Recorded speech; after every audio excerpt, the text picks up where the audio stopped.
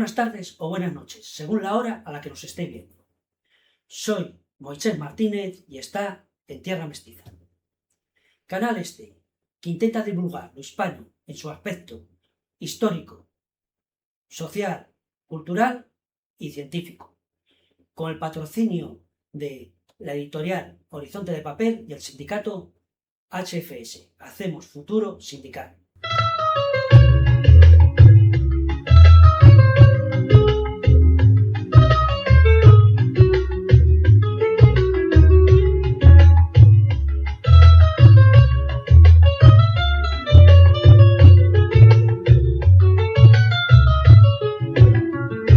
Hoy tenemos el gusto, tenemos el honor de estar con un gran poeta de España, licenciado en Filología Hispánica, y que no es otro que don Julio César Jiménez.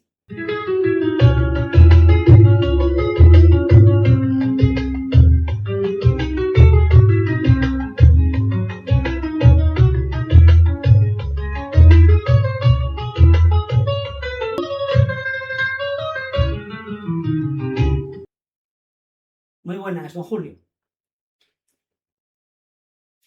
Muchas gracias por traerme a tu canal, que es un canal muy interesante y me siento honrado de poder decir unas palabras contigo. Pero antes de todo, me has puesto un colorado porque es que de ninguna de las maneras soy lo que has dicho. Como mucho soy un poeta del vulgo y quizás por la cola. Así que de verdad que sé que tu entusiasmo por lo que has leído de mi obra, pero es una obra muy humilde, la verdad. Así que de todas formas te lo agradezco, sinceramente. Bueno, y aquí estamos, yo encantadísimo de que me hayas traído para poder charlar. Don Julio, usted es humilde, pero su obra no. Bueno, y te lo agradezco también. Vamos a seguir elevando el soufflé, como dicen en términos deportivos. Pero como veis, me han puesto colorado. No, soy muy humilde en ese sentido y mi obra creo que, bueno, que tendrá algún valor, pero importante ser exigente. Así que te lo agradezco. No sé muy bien por dónde empezar, si por los concursos de poesía que ha ganado o aquellos concursos a los que no se ha presentado. No sé por dónde lo haremos con más celeridad, echaremos menos tiempo. Buena apreciación. En realidad más bien quizás vamos a ser fieles a lo que he hecho realmente y lo que he hecho realmente es dedicarme a escribir lo mejor que he podido y defender mi parcela. Que sí, que podemos decir a voz de pronto que lo que yo he publicado, lo que he podido sacar al mercado editorial, ha sido a raíz de premios. Y eso ha sido porque he tenido suerte de que haya gustado al jurado, los jurados en cuestión, y porque he puesto tesón y porque he intentado cuidar al máximo mi obra. Independientemente de que, bueno, que ya hablaremos más adelante si quieres, independientemente de las tendencias literarias que hoy en día se persiguen o se buscan en el panorama español hispánico. Pero bueno, sí, podemos empezar hablando por los concursos. Los concursos literarios es un algo muy apetecible porque gracias a ellos, pues muchas personas, muchos escritores pueden empezar a defender su obra, ¿no? A mí, en mi caso, creo, y siempre he intentado saltar a esa palestra, al ruedo, como se puede decir popularmente, y comparar tu obra con la de los demás, ¿no? Entonces, es un buen sistema para calibrar y ver dónde está tu obra en medio de esa maraña, esa red tan importante y tan grande de escritores que hay. Y es que hay muchísimos. Hay muchísimos y parece ser que, bueno, aunque sea un tópico decirlo, es verdad que hay muchos, casi más escritores que lectores, porque yo creo que se escribe más que se lee.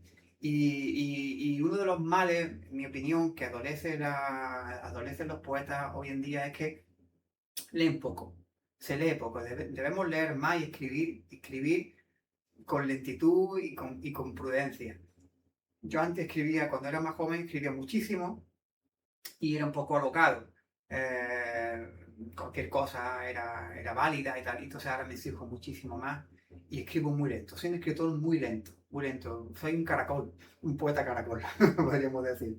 Pero sí, me interesan los premios porque me permite publicar. Es que, de hecho, si miro ahora pienso y echo la cuenta atrás y la vista atrás, creo que salvo un libro, me parece que si quitamos la antología, salvo un libro que fue Contra Sanguinem, lo hemos traído hasta aquí, salvo ese libro que sí, el libro ya antiguo, salvo ese, creo que todo ha sido por premio. Ese fue un ofrecimiento de un autor malagueño, por cierto, ya fallecido, al que yo estimo mucho, estimé mucho, y me invitó a esa colección. Pero aparte de eso, creo que todo ha sido, digamos, dando una patada en la puerta. Es decir, aquí estoy yo, esta es mi obra y es lo que hay.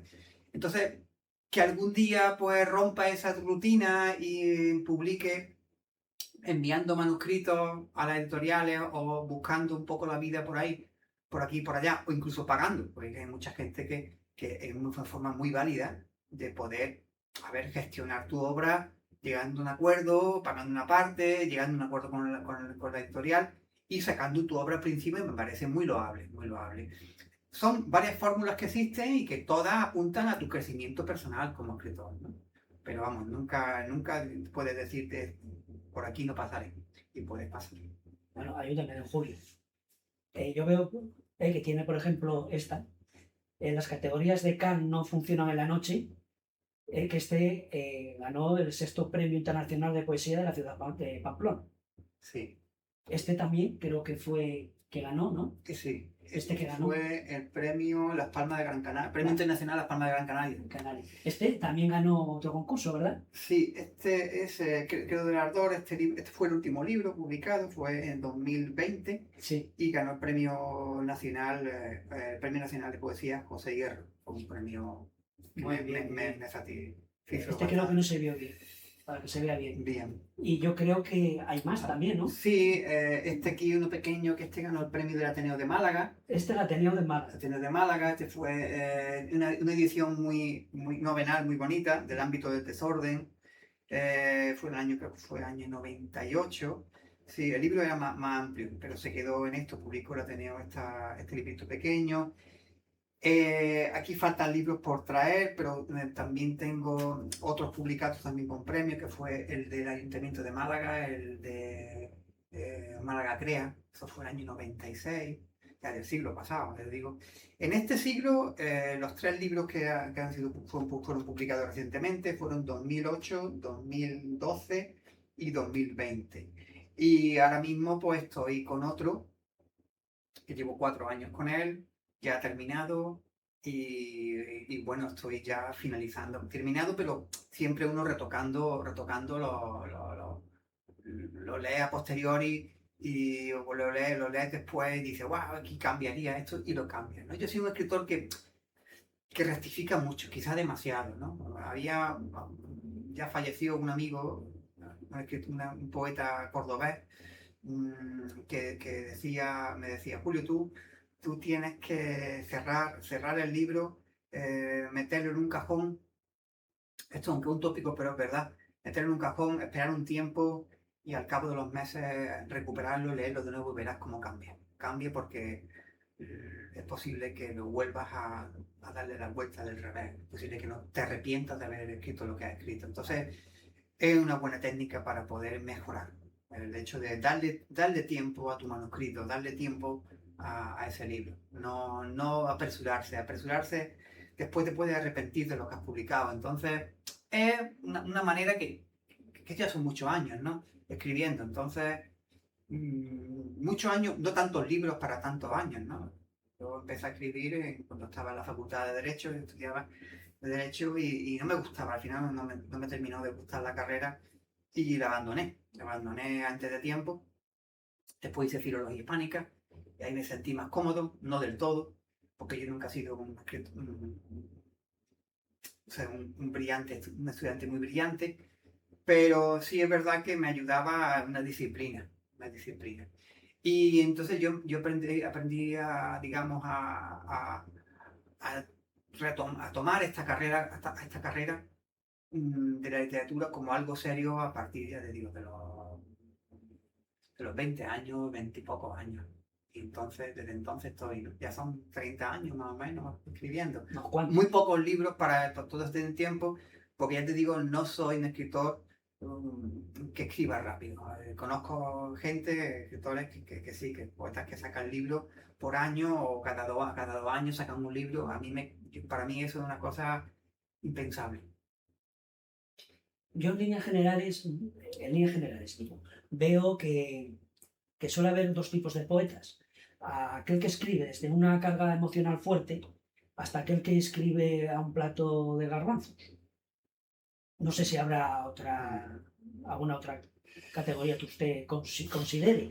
Y para ya terminar, que se lo vaya pensando, ¿dónde piensa usted que está más cerca? Bien. Bueno, tú me quieres llamar de usted, pero si me llamas de tú, si me tuteas estoy más cómodo.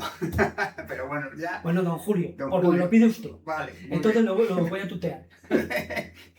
Muy bien. Moisés, mira, yo no, me podría incluir en aquellos escritores híbridos. Estoy en una hibridación, estoy en el maridaje entre algo que quiero, que si escribo sobre algo que es cotidiano, quisiera trascenderlo. O sea, estoy en medio camino, ¿no? Todo esto parte de una idea ya muy antigua, que es el enfrentamiento entre la poesía, o mejor dicho, entre la literatura que es mímesis y la literatura que es extrañamiento, que son dos conceptos diferentes, pero que uno sustituye al otro o uno complementa al otro. La mímesis es algo que viene desde la literatura, la cultura grecolatina, y pasa por la Edad Media y llega al Renacimiento y al Barroco, y a partir de ahí pues entonces empieza a haber una catarsis en el autor, donde el autor se centra se revela como el creador de mundos, entonces creador de su propia realidad, el que busca, una solución a la éfrasis. La éfrasis es aquella manera, aquel recurso literario con el cual es capaz el escritor de transmitir o reproducir el objeto. Por eso has hablado ante un plato de garbanzos, ¿no? Por poner un ejemplo. El que es capaz de reproducir un objeto fielmente a través de la literatura. Eso es muy antiguo, eso es desde Homero, desde que Homero empezaba a definir el escudo de Aquiles, ¿no? Entonces la éfrasis remite a la mímesis, que la mímesis no es sino aquello que repetimos de la realidad, estamos copiando la realidad. O por lo menos a través de la imaginación estamos también copiando esa realidad que hemos imaginado. Estos conceptos llegan a su fin cuando el escritor se pone como centro en medio de la realidad y empieza a buscarle sentido al mundo, porque se encuentra con una realidad a la cual renuncia como forma de concebir la literatura. Es decir, estamos intentando buscar un efecto que, según los formalistas rusos, que como sabes, ellos apelan al extrañamiento. Es decir, buscamos una realidad que no sea la que nos rodea. Es decir, buscamos el efecto estético del asombro. Y la literatura también debe buscar asombro. Todo esto son conceptos muy interesantes. A mí me gusta como forma parte también de la materia de la teoría de la literatura, que algún gran estudioso podríamos traer aquí algún día y podría explicarnos. Pero podríamos resumir el asunto en que hay escritores que intentan hacer una descripción de la realidad, fiel de la realidad, con mayor o menor trascendencia de la misma, y otros que no solamente la trascienden, sino que además buscan otra. La deforman de tal manera que podríamos estar ya hablando de los infrarrealistas. Y ahí ya me meto en escritores como de la talla de Roberto Bolaño, o bueno, si tiramos de las vanguardias del siglo XX, del principio del siglo XX hasta ahora, ¿no? Que nos vamos después, lo conocemos todos, pero que todavía perviven hoy, aunque no es la tendencia, en mi opinión, creo que no hay una tendencia mayoritaria de los infrarrealismos actualmente en la poesía española, pero sí hay varios retazos importantes, como por ejemplo unos jóvenes, creo que por tu tierra, por ahí por Asturias, que son los paterrealistas salvajes, que me parecen unos tipos muy interesantes, que hacen referencia a toda aquella teoría de Alfred Jarry de los años 20 en París, que iba él con su bicicleta por París y con un rifle y decía, estoy buscando mis balas para disparar, ¿no? Mi rifle. Y cuando no iba con el rifle decía, busco mi rifle que lo he perdido. Era un tipo muy extraño y cuya obra, importantísima por cierto, es Rey Ubú. Pues lo ubuesco es lo extraño, lo raro, es lo que revierte la realidad y la convierte en otra cosa. O sea, intenta convertir lo que nos rodea en otra cosa y apela a todo lo irracional. Y aunque este punto es un poco extremo, pero es para hacernos entender que esa ley también interesa porque en la medida en que al lector, al que está absorbiendo la obra, lo envuelve y le hace conmoverse, ¿no? Eso es lo importante en la literatura, que lo conmueva. Entonces, por un lado, el autor trata de llegar a lo inefable a través de una realidad que él concibe como propia, como que no es la misma, tu realidad no es la misma como que la mía. Ahí partimos de un concepto kantiano, como sabes. De hecho, este libro hice un poco referencia a eso en las categorías de Kant no funciona anoche, es decir, en lo húmeno, el fenómeno y el no húmeno, ¿no? Lo que percibimos y la realidad sensible. Y aquellos que se aferran más a lo que los rodea, lo físico, la descripción, lo descriptivo, ¿no? Entonces la energía que viene del griego, es aquella fuerza que permite al autor imaginar a través de la descripción. O sea, queremos describir, pero esa fuerza es la que deriva al final en una imaginación. Yo creo que la imaginación es lo más importante, es una de las cosas más importantes que debe tener un escritor, sea de prosa, sea poesía, sea novela. La imaginación es muy importante, es lo que le da un punto de inefable a la literatura. Me ha llamado la atención cuando ha dicho que los poetas deberían de leer más. ¿Qué está pasando con la poesía? Que ni siquiera los poetas leen a los compañeros. Sí, se leen, a los compañeros se leen mucho. Y tal, yo creo que hay una comunidad muy interesante a nivel nacional. Hay poetas que escriben muy bien. Yo conozco mucha gente que escribe muy bien, fenomenalmente. Y, y creo que entre uno y otro se leen. Y eso ayuda también es como una confluencia de influencias, ¿no? Es una sinergia, ¿no? Y hay un feedback, ¿no? Te enseño yo que escribo, yo lo leo, que me parece. Eso ayuda mucho a motivarse y ayuda mucho a seguir escribiendo.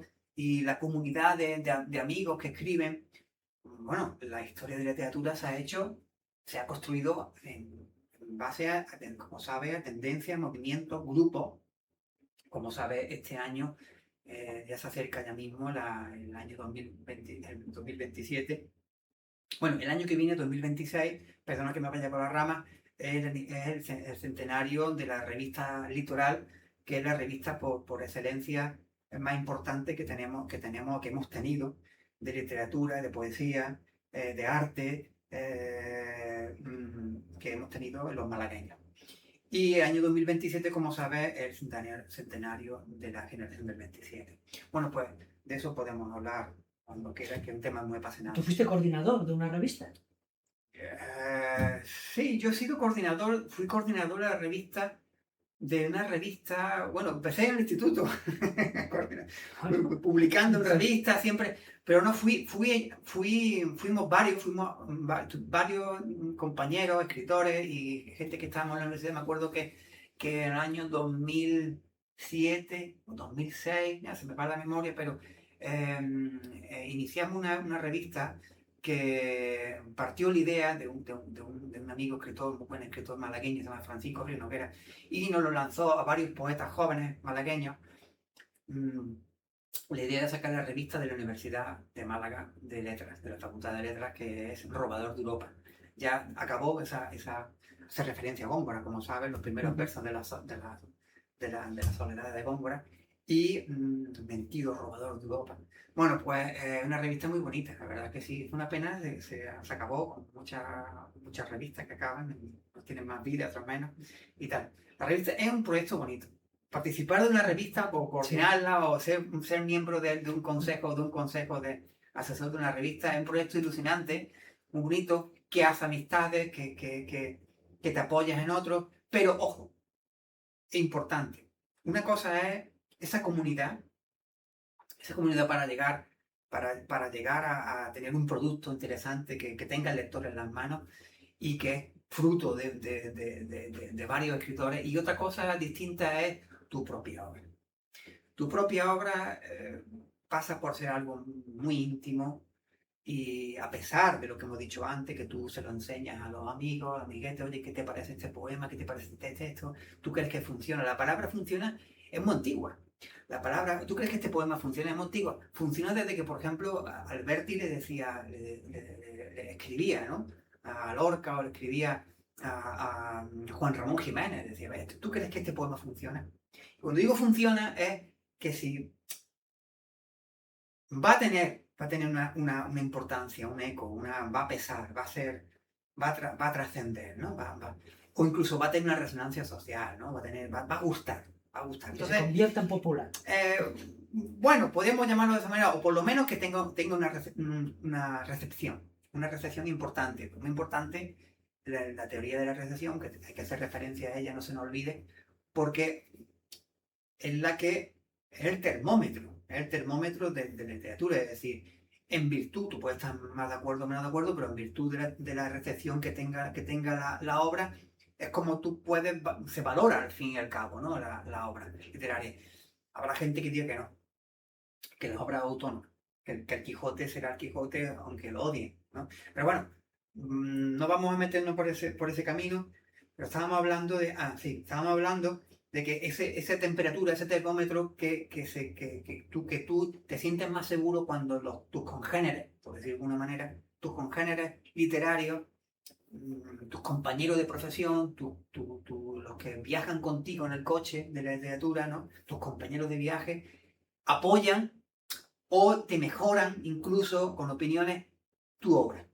Me parece muy importante, pero también me parece casi más importante cuando tú decides rescindir el contrato social, cuando tú decides rescindir el contacto con tus congéneres y decides ser un outsider. Cuando decides ser un outsider, llega un momento en tu carrera literaria que algo en ti cruje, en tu interior se rompe. Y yo creo que todos los escritores deben tener un momento de rompimiento, es decir, no confío en la sociedad, no confío en el ser humano, soy el Homo hominis lupus, el lobo hombre, ¿no? O eres de aquellos que piensan que el hombre es bueno, el bonus vir. La cuestión es que son dos opciones. Y todo depende de lo que tú pretendas que sea. ¿Qué quieres conseguir con la literatura? Es decir, ¿qué pretendes conseguir con tu parcela creativa? Si tú pretendes llegar al máximo número de personas, si pretendes una parcela, no sé cómo llamarlo, una parcela de poder, una parcela literaria, donde tú te construyes tu propio castillo, tu propio castillo literario, por decir una metáfora. Es que todo depende. Te puedes encontrar en este mundo literario todo tipo de escritores, ¿no? No hace mucho, antes estábamos hablando, me acuerdo de una colega, una colega literaria, una escritora de Madrid, Pureza Canelo, decía, Julio, yo no hago promoción de mi obra, una grandísima poeta, yo no hago promoción de mi obra, es que no la necesito, es que no quiero hacerlo, es mi decisión, no voy a hacer promoción, no voy a presentar mi libro, acabo de publicar un libro y no me interesa presentarlo, porque a mí no me revierte en nada, no me beneficia, sencillamente no me interesa seguir escribiendo y tener esa obra ahí. Es muy respetable. De la misma manera que también es muy respetable promocionarlo a bombo y platillo por todos sitios. Yo creo que el equilibrio es bueno. Ahí en el equilibrio es bueno. Tener tu parcela, defenderla y darle un mínimo de publicidad. ¿Por qué? Porque el lector manda. El lector también manda. Pienso que el lector manda. El buen lector. Y si tú quieres, ahora pregúntame por los lectores. Los tipos de lectores que hay. porque eso es importante. No admito que cualquier lector lea y valore mi poesía. Eso es importante. Esta afirmación me pueden caer piedras por decir esto, pero y la asumo, que me apedren. Pero no voy a retirarme de lo que, no voy a retirar lo que he dicho porque no es grave realmente. En realidad lo que quiero es que quien me lea sea un lector que tenga cierta capacidad interpretativa, que separe las palabras, que intente buscar no solamente el placer estético, sino o viceversa, o el placer del contenido, lo que digo. Entonces quiero un lector que mínimamente se pare a procurar entenderme, o si no entenderme, a empaparse de lo que escribo. Pero esto que digo yo lo diría cualquier poeta. Quiero decir, creo que queremos buenos lectores, no cualquier lector, queremos buenos lectores. Entonces, no estoy denostando a los lectores que no tienen capacidad crítica, pero lo hay. Y lo hay mucho. Y no sé si estarás de acuerdo conmigo, pero el mundo de la lectura, el mundo de los libros en este país está lleno de escritores muy mediocres. Muy mediocres porque es que cualquier cosa te contenta o cualquier cosa, quiero decir, leemos mucha basura también, leemos mucha basura. Y que esto no quiere decir que lo mío sea una basura, ¿no? Puede ser una perfecta basura y yo sin saberlo. Pero sí es verdad que debemos intentar no tragárnoslos todos, sino procurar tener un espíritu crítico. ¿Y cómo se tiene ese espíritu crítico? ¿Cómo se tiene ese aparato crítico? Pues yo creo que con perspectiva. Y la perspectiva la consigue leyendo mucho. Así que hay que leer mucho, lo bueno, lo malo, lo que tú crees que te puede convencer, lo que te extraña, porque el verbo extrañar aquí tiene todo su sentido. El extrañamiento es lo que nos produce emoción y que es arte sino producir extrañamiento, ¿no? Pero eso lo podemos aplicar a todos los géneros. No quiero un arte aburrido. Entonces dirá un lector medio, un lector que lee por entretenimiento, dirá, no, es que yo solamente me leo esta novela, me la leo porque esto me entretiene. Y digo, bien, fantástico. Enhorabuena. ¿Ese es tu fin? ¿Eso es lo que tú buscas en literatura? ¿Que te entretenga? No puedo objetarlo. No podemos son intereses. Al final, ¿por qué te gusta el color azul o te gusta el blanco? Es lo que te gusta. Y te gusta ese entretenimiento. Es lo que te llena. Pues fantástico. Pero habrá otras personas que no. Personas que buscan otra cosa en literatura y que llámalo como quieras, pero yo le llamo trascendencia, lo inefable. Hay que buscar algo que no solo te sorprenda, no solamente que te extrañe, sino que te diga algo que tú antes jamás llegarías a ello si no fuera por gracias a esa obra. Yo te he leído a ti, ya sabes que he leído bastante de ti, no todo, pero la inmensa mayoría sí.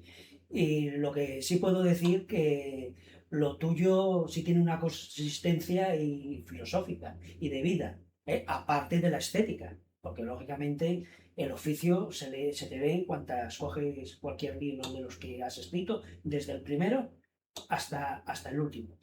Y has dicho una cosa muy importante cuando has comentado los tipos de literatura. Y yo estoy totalmente de acuerdo contigo, porque libertad y libro tienen la misma raíz latina, liber. Pero claro, esto es como todo.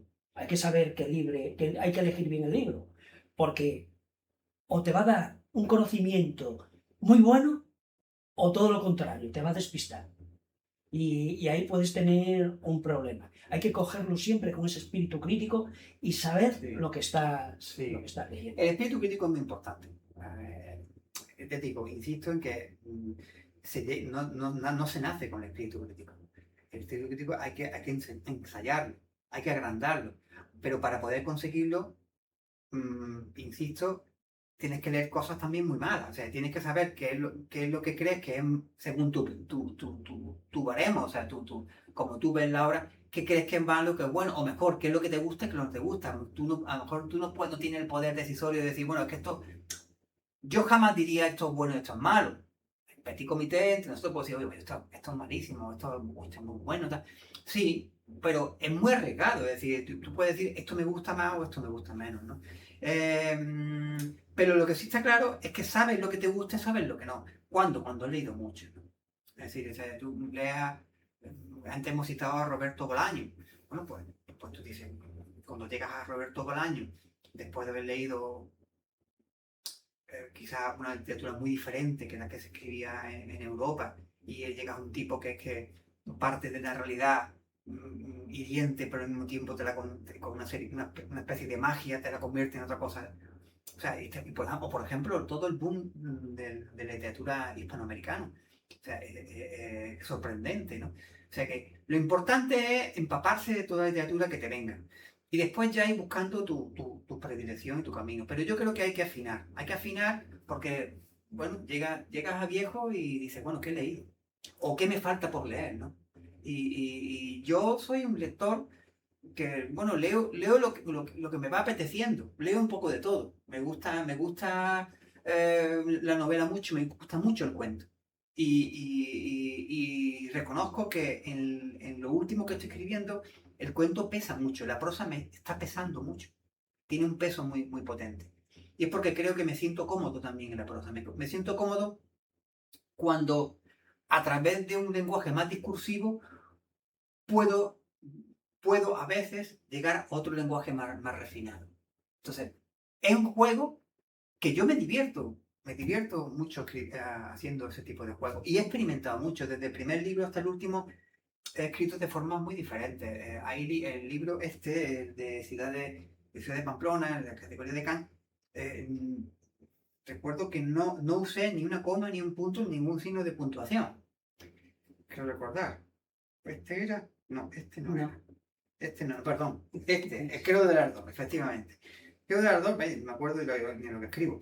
No tiene ningún signo de puntuación, salvo algún signo de alguna interrogación o admiración. Pero, o por ejemplo, este libro contra Sanguinen, con este latinajo, quiero recordar que tiene mucha prosa y tiene una forma de escribir en forma de rayo. Si vemos las cámaras, tiene en forma de rayo, y era un poco poesía visual, ¿no? Y mezclaba ese tipo de poesía con prosa poética. Entonces yo experimentaba mucho y siempre he experimentado y he seguido experimentando. Ahora pues ya me voy ubicando. Pero sí es verdad que por encima de lo estético, lo que más me interesa es dejar un mensaje. Si no tengo nada que decir, me callo. Si no creo que deba seguir escribiendo un poema porque no estoy diciendo nada, es que me veo a mí mismo haciendo el ridículo. A mí mismo. No, sino, digo, ¿pero qué estoy haciendo? Sacando jugo de algo que no puedo sacar jugo. Entonces, siempre me paro y digo, no tiene sentido. Entonces, me interesa dejar un mensaje.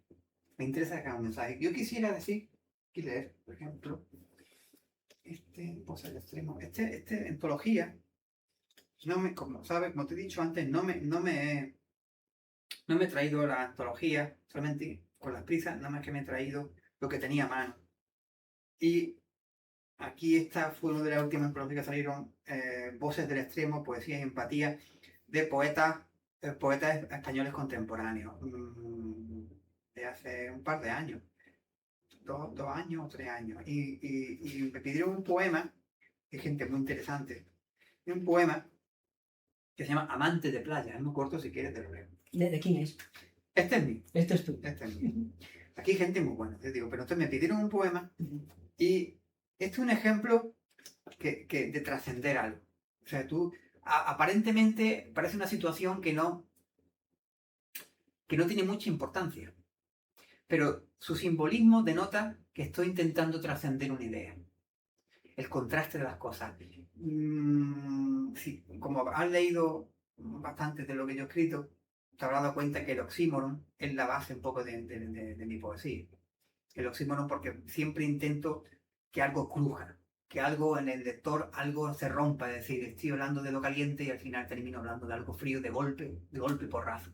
Si me interesa el golpe y el porrazo. Porque si no es con ese dislocamiento, no me interesa una poesía que vaya atemperándose, o enfriándose, o calentándose. Necesito carrerilla. Y si no tengo carrerilla, un rompimiento. Amante de playa. Me gusta enseñarlo todo. Mi boca sucia, mi lengua sin pelos, la zona alta de mi baja moralidad. Me gusta mostrar un pecho más inflado y brillante que los flotadores de los niños. Mi carne del revés, como tesoro de plástico traído por el oleaje. Me gusta enseñar mi alma de alfiler saliendo de la arena, exponerla tirante y melancólica como un cartílago del sol. Me gusto, en fin, a mí mismo, como una joya que no puede tocarse, un fósforo indeciso, una chispa lenta. Pero llueve. ¿Te fijas? Esto es un oxímoron en sí, es un oxímoron en sí mismo. Sí. Porque estamos hablando, el amante está en la playa, está enseñándolo todo, está intentando fabricar su propio mundo con su cuerpo, está hablando de sí mismo, está claro que es un escenario veraniego, y de pronto llueve. Y lo enfría todo. En realidad es un oxímoron que lo rompe, te viene abajo, ¿no? Entonces, a mí me gusta, de hecho aquí hay otro que dice, dice, la zona alta de mi baja moralidad. Otro oxímoron. Estamos hablando de que, no sé, no puede ser esto. ¿De qué está hablando? ¿Qué es esto? La zona alta. O sea, tu moralidad es baja. Entonces, dentro de todo lo bajo que eres, dentro de toda tu falta de moralidad, ¿cuál es la zona más alta? Sigue estando baja. Pero quiero decir, todo eso apela a esa situación, a buscar en el lector, buscar un escalofrío, sino por lo menos intentarlo. Una sensación. Sensación poderosa. Yo creo que... O una emoción. Sí, de eso se trata. De buscar ese tipo de... Y yo creo que mi camino siempre ha sido eso. Mi camino creo que siempre he intentado buscar eso. Me haya dado cuenta tarde o más temprano, pero siempre ha sido el buscar la emoción fuerte. Porque la vida... A ver, mucho se habla del poeta fingidor, ¿de acuerdo? El poeta es fingidor, el poeta imagina mundos. Me he traído una cita de Octavio Paz, uno de mis escritores favoritos, cuando dice que la memoria, que es también la realidad para el escritor, para el poeta, estamos hablando de la éfrasis, ¿no? de la mímesis. Estamos buscando la realidad, la memoria, para poder reproducirla, para buscar en ella fuente de inspiración y crear la obra literaria. Cuando nos falta esa memoria o no la tenemos, en realidad se inventa con la imaginación. Y esa es el arma del escritor. Eso lo dice muy bien Octavio Paz. Ahora si quieren lo leemos. Porque yo creo que, bajo mi punto de vista, dan el clavo. Es decir, el escritor es un creador de mundos. Y no le es suficiente con la memoria, aunque la busque. En realidad la está inventando, porque ya no estás allí. Ya no estás en el niño de 12 años que tiró una piedra y con la piedra intentó llegar a un sitio, ¿no? Hacer una gamberrada. Rompió un cristal. Porque tú sabes, lo que yo sabía, pero no dónde lo que yo hacía, ¿no? Romper cristales. y más cosas. Sino con aquella realidad ya no estamos allí. Con lo cual estamos aquí, en los 50 años. Y estando en los 50 años, más de 50 años, es otra realidad. Con lo cual, ¿a qué recurrimos? Cuando la memoria falla, la imaginación. La imaginación crea esa otra memoria, la memoria bis, memoria 2.0, ¿no? La memoria 2.0 sería, ¿no? Y yo creo que Octavio Paz, en los años 20, vamos a buscar los años, sí, da en el clavo, ¿no? Es muy bonito como lo dice. Y además lo hace en un prólogo a uno de mis escritores favoritos, que es José Carlos Becerra, uno de mis escritores que descubrí no hace mucho tiempo, escritor mexicano, un poco conocido.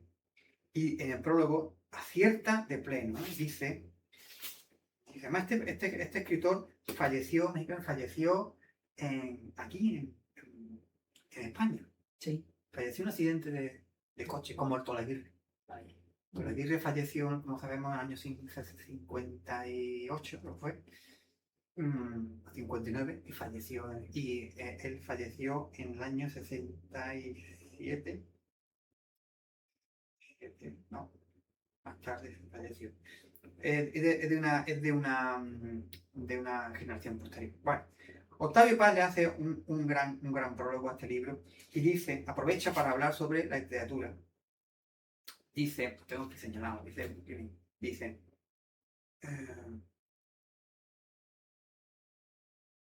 recordar es imaginar.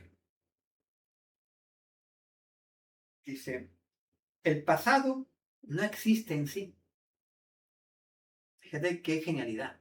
El pasado no existe en sí. Nosotros lo inventamos. ¿Hasta qué punto es capaz de llegar? Y está deformando la realidad. ¿Te acuerdas lo que hablábamos antes? De la deformación de la realidad, buscarse la realidad. O sea, no, el autor no como mímesis, sino como extrañamiento. Está extrañando, ¿no? Dice, nosotros lo inventamos. La derrota de la memoria es la victoria de la poesía. Como lo expresa esta imagen nítida. Y dice, el otoño y el grillo se unen en la victoria del polvo. Qué imagen más genial. Dice, el pasado, por tanto, el pasado que la memoria pierde, la poesía lo salva. Sí, está rescatando con la poesía un pasado que ha perdido ya. Se ha perdido, ¿no? Y ya está haciendo un presente. Claro, es el Es nuevo... muy científico, es una teoría Claro, científica. sí. Bueno, lógica de clases, ¿no? Te entiendo perfectamente. Claro, entonces para entendernos, donde ya faltaba aquello, donde faltaba, ya se recupera. Pero lo recupera gracias a la imaginación. Dice, que lo expresan, es imposible expresarlo mejor. Dice, la certidumbre se alimenta de la duda, mejor dicho, la duda es la prueba, la llama, donde se quema la certidumbre, y los dedos en la llama. Es decir, con una metáfora es capaz de ¿Cómo se llama el libro? Para que quede claro. Que... Bueno, el libro se llama El otoño recorre las islas. De José Carlos Becerra. Muy bueno. Pero el prólogo de Octavio Paz. Lo que hemos leído es de Octavio Paz. El prólogo es que... el prólogo de Octavio Paz, pero dos poetas como dos castillos, ¿no? O sea, tanto uno como el otro. Yo creo que injustamente poco estudiado. Octavio Paz es un caso curioso, porque aquí en España, aunque se le admiró mucho, también se le denostó mucho. Y todo por cuestiones políticas, al fin y al cabo, y por virulencia, amistades. Las relaciones humanas al final terminan emborronando lo puro del ser humano. Y es muy triste eso, ¿no? Sí. No hace falta que recuerde los enfrentamientos que siguieron aquella reunión que hubo en Valencia en el 37. Y que lo que surgió después de todo esto, ¿no? Entonces, con Andrés Gide por medio, toda la generación del 27, las influencias, los tiras y aflojas, los mismos enfrentamientos dentro de una misma facción. Es decir, estamos dentro de la misma república, había dentro otras repúblicas, ¿no? Y esto ya lo denotaba Hemingway y ya lo explicaba John Dos Pasos. Se iba a Norteamérica, me acuerdo que se encontraba con Hemingway en la estación y decía, vas a decir la verdad. Te vas a buscar muchos enemigos si dices la verdad. Le decía Hemingway a John Dos Pasos. Dice, no me importa. Vamos a ver qué hago. Y lo dijo, no de forma clara, pero sí lo terminó diciendo, porque hay que hacer honor a la verdad. Y es una pena. A veces, pues, ver que todo el enfrentamiento que hubo por ejemplo, con José Bergamín, otro gran poeta, pero el poder corrompe. podemos decir eso, el poder corrompe. Y es triste porque al final la gran obra de un escritor pues se ve amenazada, vulnerada por este tipo de Sí, minucias, estoy totalmente de acuerdo. de aspectos miserables de los escritores, ¿no? Y la generación del 27, pues me pareció, bueno, pues también una confluencia de amigos, escritores muy importantes, como la del 98. Bueno, el 98 es diferente, ¿no? Pero a partir del 27, la amistad fue la gran baza de ese grupo.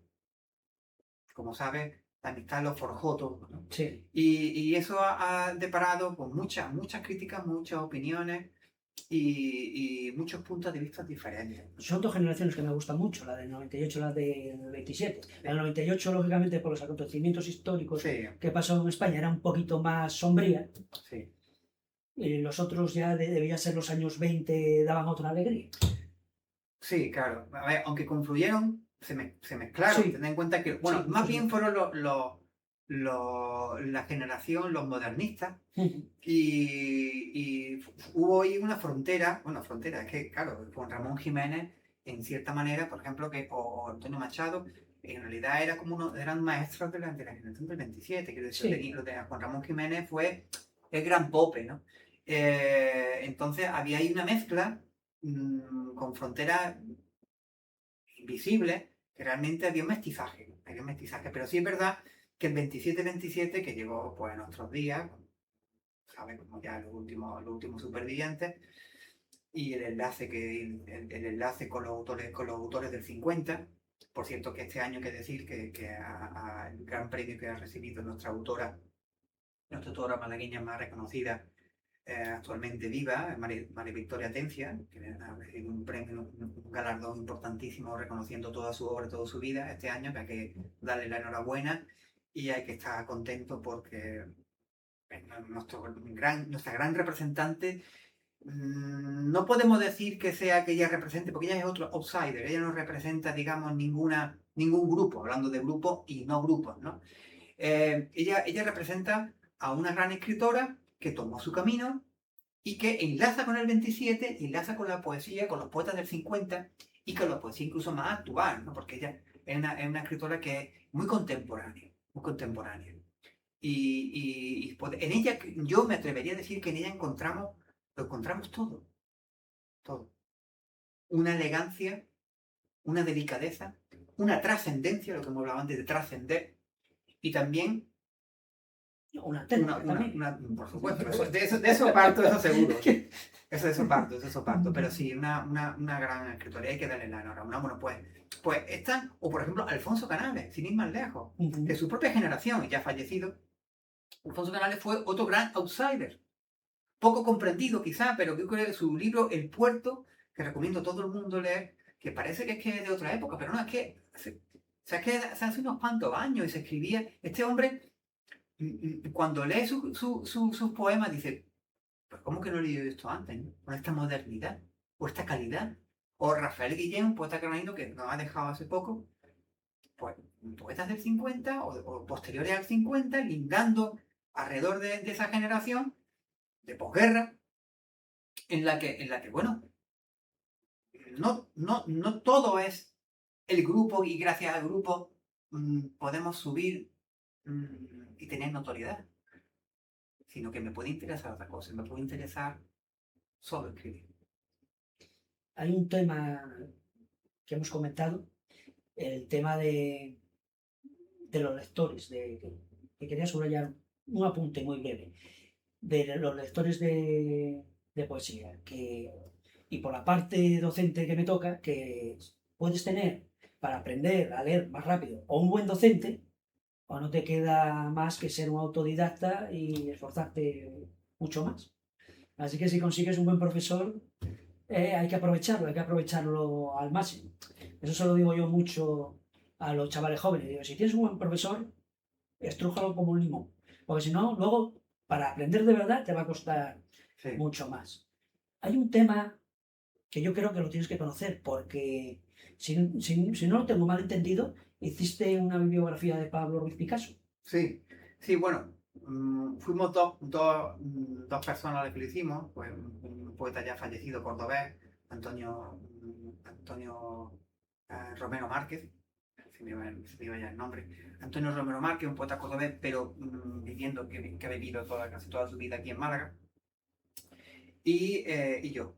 Aunque más bien yo era muy jovencillo, y más bien era el que dirigía un poco Era un fascículo que para aquella época, estamos hablando de los años, pues principios de este siglo, año 2000, 2001 o incluso antes, ¿no? Por esa época, se me va la cabeza. Pero bueno, me acuerdo que fueron días muy felices. Días muy felices. En esa época yo escribía para un periódico, un suplemento dominical de aquí de Málaga, un periódico que ya no existe, ese periódico se llamaba Diario Málaga Costa del Sol.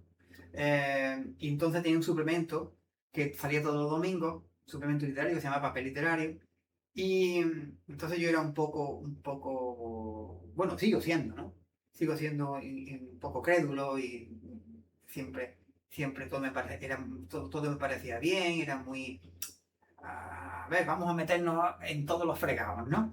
Y era muy feliz, eso sí es verdad. Entonces nos propusieron hacer digamos, unos fascículos dominicales sobre la historia de Picasso y al final pues te regalaban el libro. Y el libro, pues un volumen importante sobre la obra de Picasso. Sí, eso estuvimos 1 año y medio, por lo menos, metidos todos los días en la hemeroteca del Museo Picasso, de la casa natal de Picasso, ¿no? Aunque aquí, es decir, hay grandes, yo lo que hacía más bien era un escriba. O sea, digamos que escribía, apuntaba, después hacíamos los resúmenes y tal, pero yo era un chavalón que lo que hacía era, digamos, aprender de este hombre, ¿no? Y porque aquí hay grandes biógrafos de Picasso. Entre ellos, yo creo que el máximo representante, un poeta que yo conozco aquí malagueño, Rafael Inglada, que puedes contactar con él, es un tío entusiasta y puedes invitarlo y te hablará pues muy bien sobre todo lo que tú quieras porque tiene muchísima cultura y un gran tipo. Pues Rafael Inglada tiene unos volúmenes muy importantes sobre la vida y la obra de Picasso y además trabaja allí en la fundación, en la casa natal de Picasso. En la Plaza de la Merced. En la Plaza de la Merced, en la casa. No sé el número. Eso, sí, ahí haciendo esquina. Haciendo esquina. Aquí hay gente muy preparada y yo digo, soy el último, yo aprendiendo siempre de todo, ¿no? Pero es verdad que sí me he retirado un poco de... La gente me pregunta, antes iba mucho a los actos culturales, ¿no? Y cuando va un amigo o algo yo voy, pero me he retirado mucho sobre eso porque no lo necesito ya. Una pregunta, ¿qué libros te han traducido a otros idiomas? Que creo que te han traducido... No me han traducido libros, me han traducido fragmentos. Fragmentos de los Fragmentos, libros, ¿no? sí. No sé. Poemas, me han traducido poemas. Y ha sido al inglés, también ha sido al inglés y al italiano. Y también una vez al georgiano. Pero eso fue una cosa de chiripa. Fue una amiga una conocida que conocía a una amiga que esa pues empezó a traducir poetas españoles y poetas malagueños, recuerdo que ya veis, y salió una traducción georgia. Pero fue una cosa rarísima, ¿no? En Italia sí, en Italia me hicieron una revista italiana, me tradujeron tres poemas. Y al inglés también una revista. Y bueno, la verdad es que es una satisfacción, te gusta, te llena un poco el ego, pero después se te olvida. Es como que lo para eso está la poesía. Para estar la poesía. Yo creo que hay que ser... Es que siempre habrá uno más guapo, más alto, más listo, más importante, más fuerte. Más alto, más guapo, más listo, con más pelo. Seguro, eso es segurísimo. Entonces yo creo que hay que tu perspectiva, o sea, tu perspectiva es compararte contigo mismo, mirar qué es lo que has hecho. Y ver la evolución, sí, de lo que partiste a lo que llegaste. Sí, para mí eso es muy importante. Es importante, ¿no? Y por supuesto, leer mucho y tener referencias. O sea, sin referencias no haces nada. O sea, tu referencia es, te guste más lo que se escribe ahora, te guste menos, pero es que es lo que hay. Entonces tienes que, entre comillas, no medirte, pero sí ver en dónde estás, en qué temperatura hay, qué temperatura tiene tu obra, lo que estás haciendo, ¿no? Si vas por un camino raro, pues fantástico. Si vas por un camino muy estandarizado, yo empezaría a sospechar de mí mismo, quiero decir. Decir, momento, yo esto es lo que quiero. Quiero ser como quiero ser de la poesía, por ejemplo, de la poesía, la llamada y famosa poesía de la experiencia, de la nueva sentimentalidad. Quiero ser de la poesía de la diferencia, de la nueva estética, de la estética cuántica. Estéticas muy interesantes también, que ya podríamos hablar de estética. Un programa podría ser solamente sobre, Pero sobre eso lo hacemos. estética. Traeremos a varios expertos en Haremos estética. uno de estética. Y claro, tú puedes tener tus predilecciones, tú puedes, por aquí es por donde se está manejando, esto es lo que me gusta y tal. Pero yo creo que el camino es cuando puedas encontrar tu propia voz, que yo creo que yo no la he encontrado. Y no sé si la encontraré, pero ahí voy, a ver qué hago. Bueno, todavía te queda camino, te queda Sí, mucha senda. sí. Bueno, no lo sé, ¿eh? No lo sé ya. Hombre, Cualquier yo te veo día, bien. cualquier día me haces un sayonage y ahí se acaba todo. ¿Hiciste también tus pinitos como editor? ¿Tengo yo entendido? ¿Cómo salió eso? Más que como editor, yo colaboré aparte de colaborar en la revista, esta que hemos enseñado, estuve trabajando para una editorial y hicimos, o sea, trabajando en una editorial que publicaba libros. Eran unos amigos, ¿no? Que tienen una modesta editorial, me acuerdo de ellos, uno de ellos está fallecido, y otro que es amigo mío, lo veo de vez en cuando, David Delfín, que te lo recomiendo para que un día lo traigas, un tipo muy interesante, un poeta muy bueno, de nuestra propia quinta, y Antonio Muñoz Quintana, que desgraciadamente falleció hace unos años y que estaría ahora con nosotros si no fuera por una enfermedad que se lo llevó a otro mundo y que recuerdo con mucho cariño y que lo tengo siempre presente. Un tipo además muy auténtico, muy auténtico, muy consecuente con lo que pensaba y con lo que escribía. Nada de ser un poeta fingido. Bueno, no me cuelgo la rama. Y bueno, yo me uní a ellos pues en una aventura, si se puede llamar editorial, en la que publicábamos libros, editábamos libros, empezamos con plaquettes, ¿no? Con plaquettes que se hacían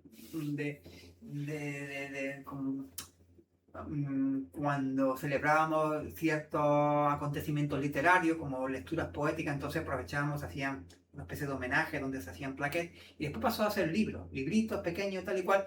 Fue muy bonito, fue una época muy bonita, y yo disfruté muchísimo. Y es una experiencia más que recomiendo. También he sido hasta locutor de radio con unos amigos que teníamos, me Eso acuerdo se me había olvidado. teníamos sí, es muy gracioso, teníamos una Porto emisora. la Torre. Sí, importa. Es un Te programa. cuento una cosita, yo casi la pude coger al final cuando iba a cerrar. Ah, sí. Me la ofrecieron. Sí.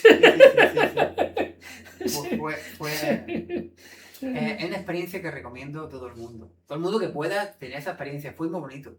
Yo estuve en Onda 8 de locutor mucho tiempo. Ajá. Perdón, de invitado. Sí. De invitado. Ahí En Cártama. Claro. Y fuimos, realmente no aprendimos de nadie.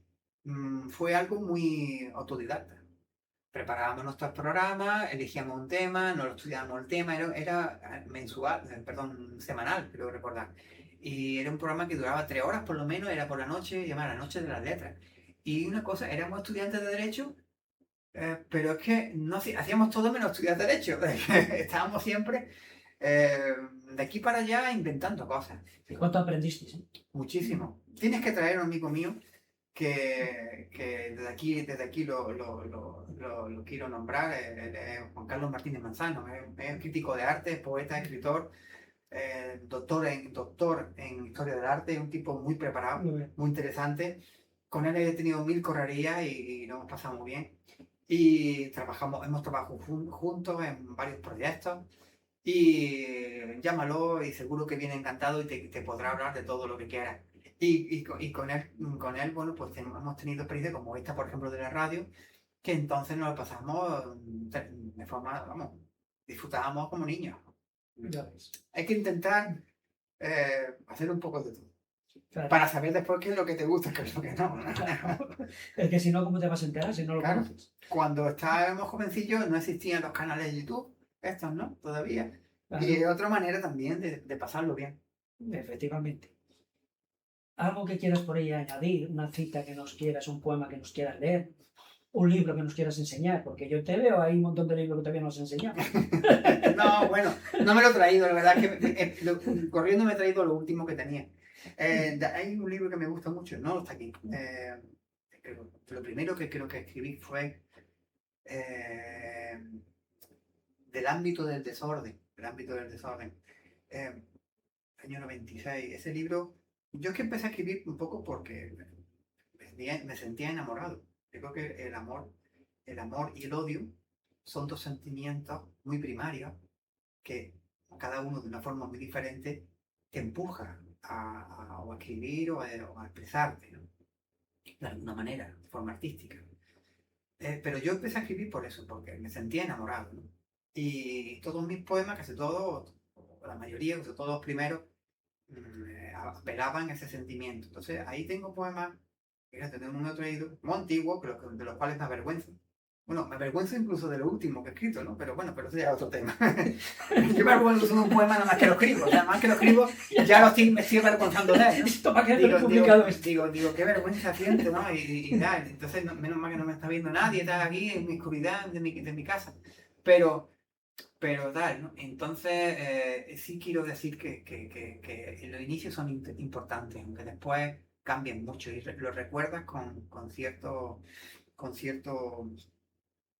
cariño, ¿no? Cierto cariño. Lo que hemos leído antes, que decía Octavio Paz, es que el escritor que rememora y no puede rememorar, no puede traer bien como que él quisiera esa misma realidad, porque es que no puede ser la misma. Ni puede ser la misma, ni debe pretender que sea la misma.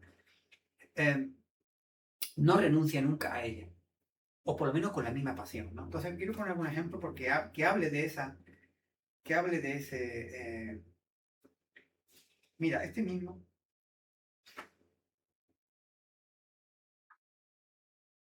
Sí, es Príncipe del Asilo, es que me ha llegado Príncipe del Asilo.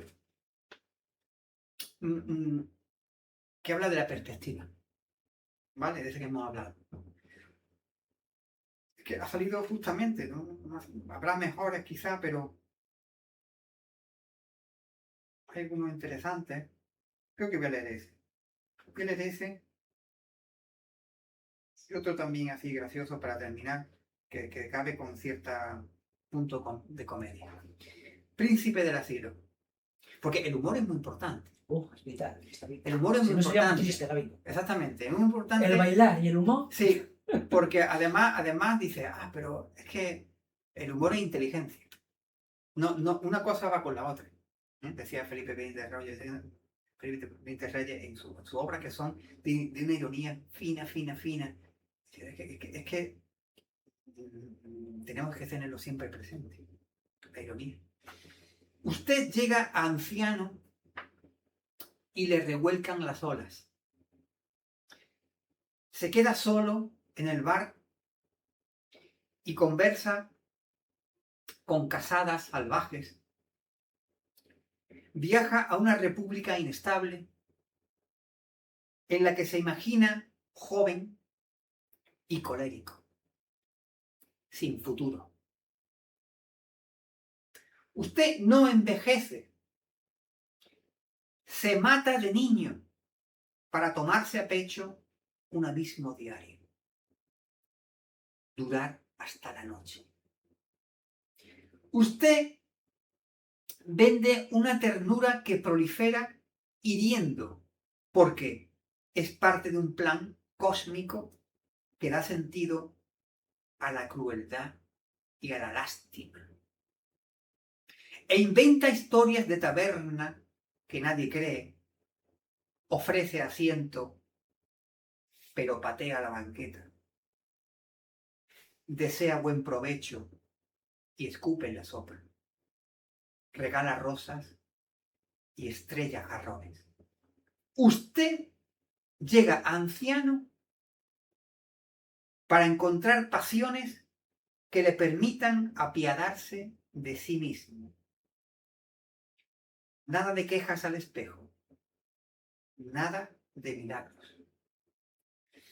Es decir, el tipo está en el asilo. Sí. Y fíjate que todos son todos son intentos de recuerdo, recordar, rememorar, ¿no? ¿O qué es lo que podría ser de anciano? Y fíjate que todo está lleno de oxímoron, que antes hemos hablado de los oxímoron. Que usted desea buen provecho, pero escupe en la sopa. Usted regala rosas, pero rompe los jarrones. Es decir, todo se basa en ese rompimiento, en ese dislocamiento. Esa dislocación, quiero decir, perdón. Y terminamos, yo creo que ha quedado claro de la idea. Sí. Terminamos con también esto es un oxímoron, ¿eh? Pero es muy breve y es muy simpático. A la gente le gusta. Bueno, la gente, los que me leen, que son 4 o 5 personas en el mundo. Bueno, a ver si ya son 6. A ver si son 6. Dice, se llama Licántropo Jiménez. Licántropo Jiménez. Hay un tipo por ahí que yo soy además, ya con esto termino, soy adorador de Rinoceronte García.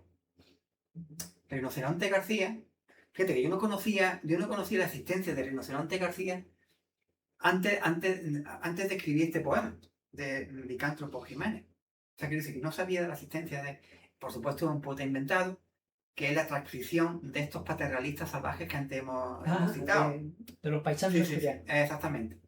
Estos salvajes, estos no salvajes, adorables salvajes, pues digamos que se inventan un personaje que es Rinoceronte García. Bueno, a lo mejor uno de ellos, son 3 o 4 o 5, a lo mejor uno de ellos, una encarnación de ellos, pero es el trasunto de ellos, es la voz cantante, ¿no? Y hay un manifiesto, se llama Manifiesto del Paterrealismo Salvaje. Manifiesto, ¿no? Luego buscamos el título exacto, es muy largo, pero es muy interesante de buscar. Bueno, pues Rinoceronte García era un animal, en todos los sentidos. Bueno, Licántropo Jiménez. Disculpa mi tono insolente, mi ser grosero y bajo. Disculpa que desnudo cruce el jardín y entre en la caseta del perro, donde contemplo el universo de las pelusas y la voluntad de la carcoma. Disculpa que huela a mujeres intensas del otro lado de la tapia, que arañe el alma del felpudo, rompa los tiestos y tu corazón impecable. Disculpa, en fin, todo lo elevado que me hace vulgar. A mí me habla la luna y orino sobre las flores.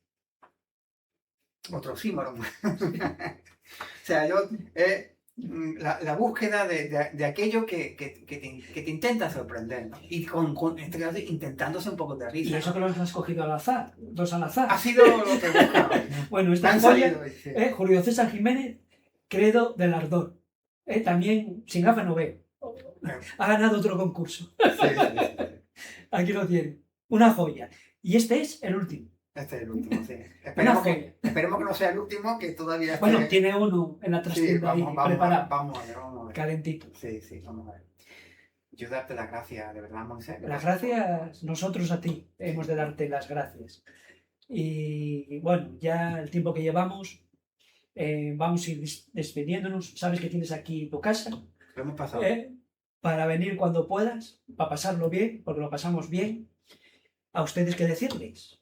Ya veis la vasta cultura que tiene, el gran poeta que es, y anímense a comprar algún libro de aquí del compañero Julio, porque merecen la pena. Suscríbanse al canal, denos un like, el pulgar hacia arriba, para que esté contento el algoritmo. No sé si te has despedido ya, ¿no? Yo ya... Te doy las gracias a los que nos puedan ver y pues hasta la próxima. Muchas gracias por estar ahí, que nos haya prestado un poquito de su valioso tiempo. Un sincero adiós, un abrazo y hasta la siguiente.